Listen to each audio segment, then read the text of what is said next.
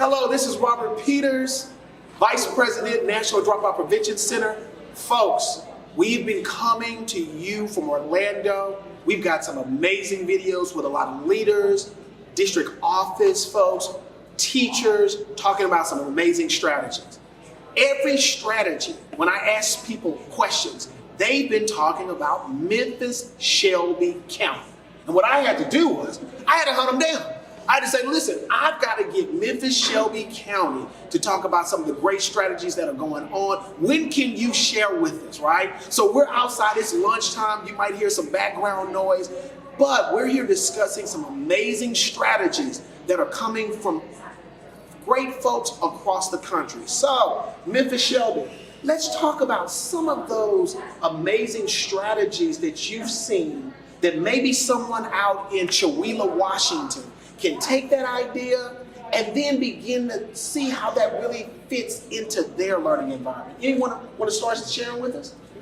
Yes. Okay. So I'll start with just the work that we did around adverse childhood experiences. So we started with making sure that all of the adults in the district have at least an awareness of ACEs, adverse childhood experiences, and how they impact students. Okay. And so from there, we continue to just kind of expand on that thinking around being trauma informed and what practices would really get us to the point of making sure that all of our children are well. Right. And when they enter the school building, that we have an environment that nurtures them, Right. and make sure they're ready to learn. So through that process, it's been just a lot of professional development, because so much of the work is with our adults who Right. are touching children. Right. So we had a laser focus on just intensive professional development that focused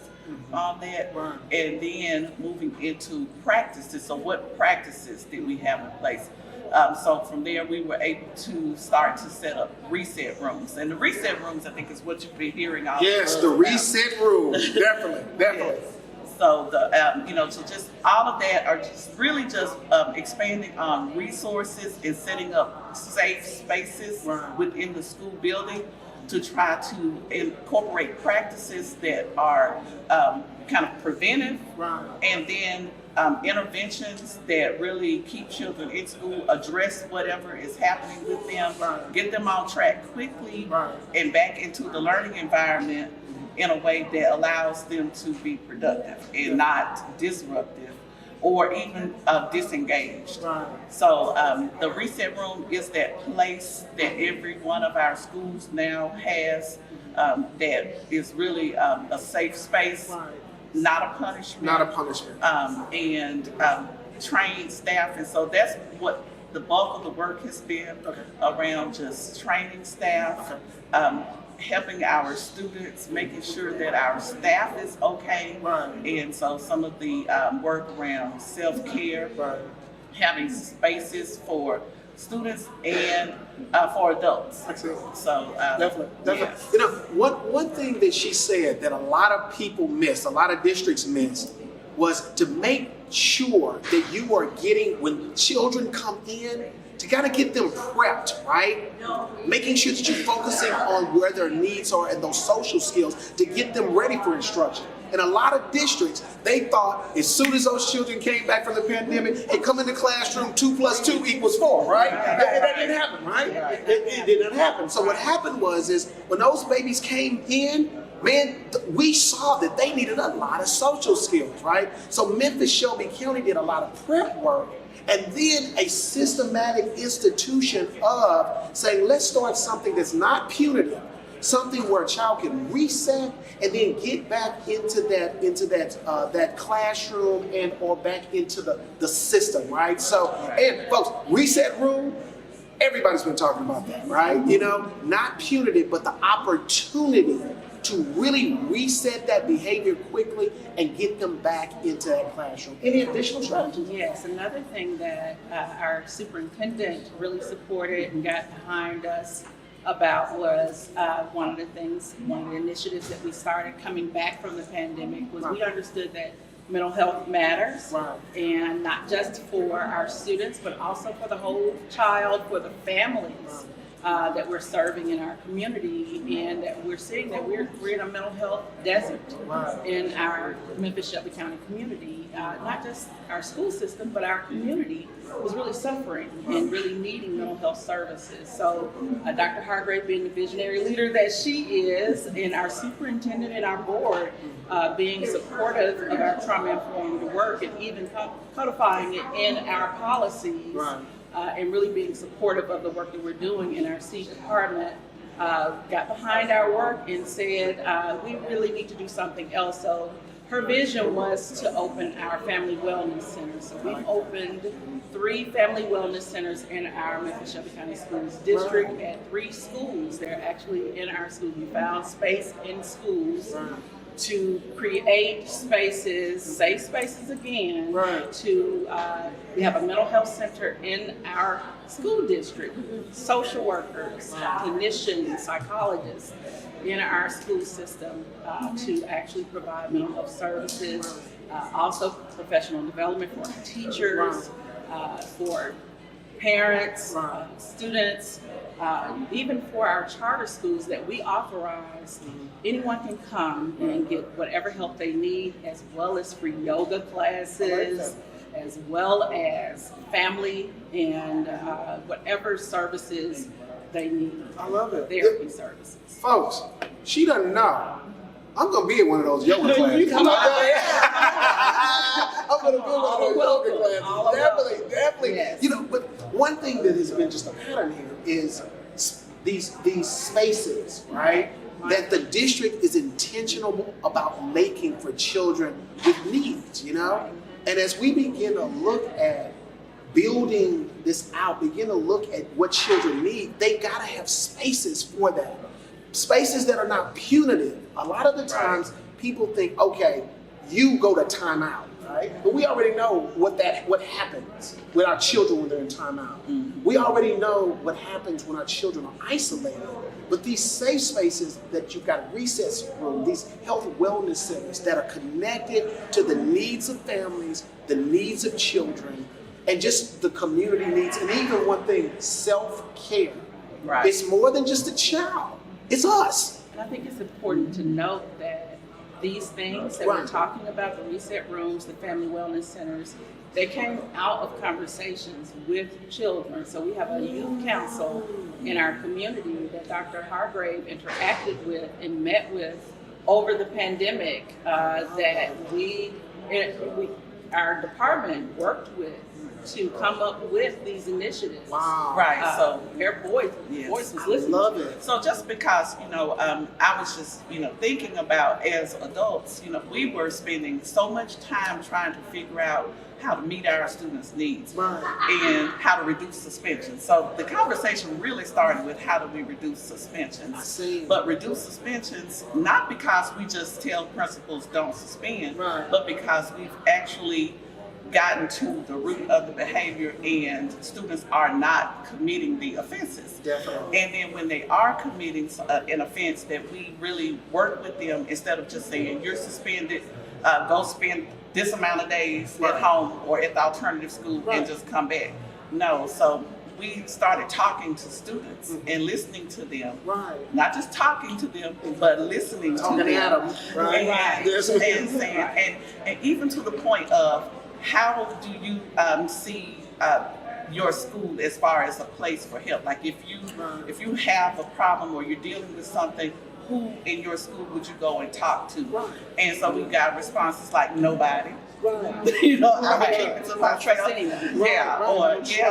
The counselor is there, but I don't think that I would go and talk to her. So from there, and listening to these students, then I said, well, what ideas do you all have? Like, what things do you think would help you? And so that's how we came up with really just making sure that because a lot of the staff, they were saying, like, some of our teachers want to help us, but they don't know how. They don't know what to say. Even if we told them what was going on, they wouldn't know what to say. And so that's why I said so much of our work is around professional development for the staff to know how to help the children. I love it. And, just really getting into that work, we did. So every time we put something in place, then we're looking for the next step. And so that's how we ended up with, we have an SEL curriculum to help to guide those conversations. We have the reset rooms and the trained staff to help with building those relationships and carving out time too, because connection. Trusted individuals. Trusted individuals. So, I love that. Right. So we, one of the things we talked about in our presentation was how impactful it has been to have that space and that person in that reset room, because through that process, we have identified that some of our children were not well, who were not being disruptive, and were performing okay.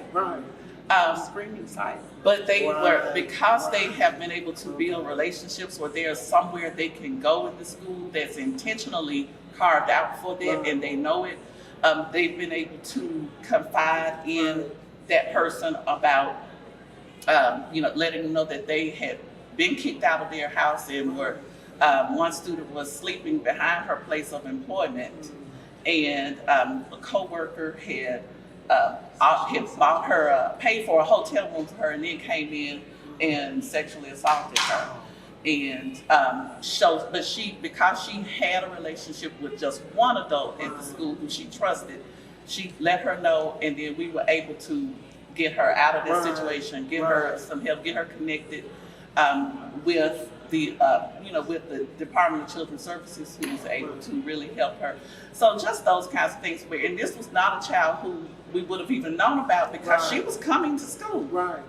And she wasn't being disruptive, but she was going through this horrible situation, horrible experience. And so that's really the basis of everything that we're doing, is how do we set up our schools to be a true place of refuge for students, and a place where they feel like, if no matter what is going on, I can come here and I can get help. Or someone can point me in the right direction. Yes. Learn resource management. Yes, all those pieces. And the connections of all those pieces, Okay, folks, you gotta go to Shelby. You gotta go to Memphis Shelby County, right? Because it's connections. You've got the strategy of the reset room, but you've got those wellness centers. Then you're listening to children. A lot of the times we're getting paid to make things for children, but we don't listen to them. We don't know what's effective.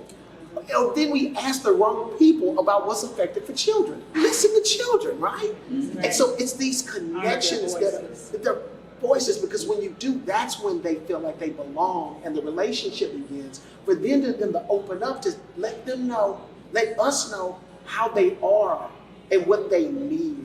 Hey, Memphis Shelby County, y'all. If you were ever in the area, and I'm going to be flying to Memphis. They don't know yet, but I'm going to be coming to Memphis. You've got to see some of the amazing work, right, that is coming from all the schools of central office over at Memphis Shelby County. I want to thank you for just being a part, first of all, for presenting great major presentation at our conference. And we want to continue these conversations, because a lot of districts, a lot of schools across the country need this work, whether they're in Florida, no matter if they're in New York, they need some of these strategies, right? To see, okay, how did you guys figure out, right? They're gonna say, hey, I love the idea, but give me some details, right? And I would love to continue these conversations. So folks, if you wanna continue conversations, hit us up in that link, right, at the bottom. Thomas is gonna make sure we got that link at the bottom, right? We want to continue this conversation. We want you to continue to be a part of our NDPC family, getting these amazing strategies from Memphis Shelby, Miami-Dade, Jackson, Mississippi. If you're in North Dakota, we've got a strong family that's sharing some great strategies. So, ladies, thank you so much. Hey, get on out. Get on out to Memphis Shelby. Definitely. Thanks for working with us. Thank you.